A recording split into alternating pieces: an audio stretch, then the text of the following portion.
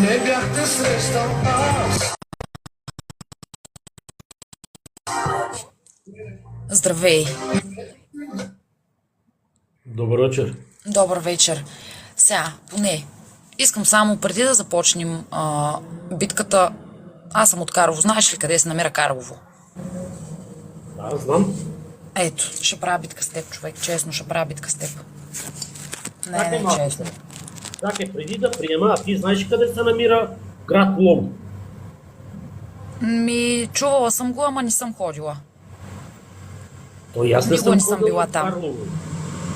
Ама си го чувал, нали? Ама си го чувал. И знаеш къде се намира. Ами Добре, Карлово е родния град на Васил Левски, доколкото съм запознат. Виж, слушай, това ме интересуваше, защото сега си говоря с един човек. Той ми каза, че е от София. И аз му казах, че съм от Карлово. И той ми вика, и аз го питам, ти знаеш ли къде е Карлово, нали, идвал ли си в Карлово? Примерно аз в София съм ходила, ама ако не съм ходила, примерно, нали, може да ми каже нещо забележително, за да отида. И той вика ми, не знам. Викам, базикаш ли се, смисъла, чувал ли си за Карлово? Викам ми не, и се ядосам, почна да ме псува. Викам, ти нормален ли си? Виж, това е много глупо, това са необразовани хора и ниско интелигентни, да ти кажа.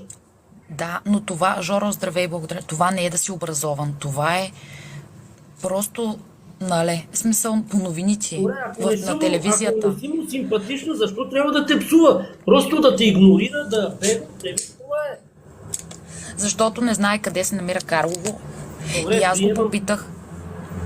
Приеми. И аз го попитах. Чакай, сега ще видя какво са писали. Здравейте на всички. До Дунава, пишат тук. Да, до Дунава е. Добър вечер, добре съм. Да. И аз го попитаха за Васил Левски. Чувал ли си? И той се доста почна да обижда обща култура. Не, и обща, добре, и да не е обща култура. В смисъл, в ТикТока все някъде ще излезе Васил Левски, Иван Вазов, Христо Ботев, все някъде ще ги прочетеш, ще ти излезнат в Фейсбука, все някъде ще ги видиш, ще ги прочетеш, ще ти излезнат. По телевизията, все някъде ще дочуеш нещо. Чува се това, не е като да ни се чува. Ами, ви сега.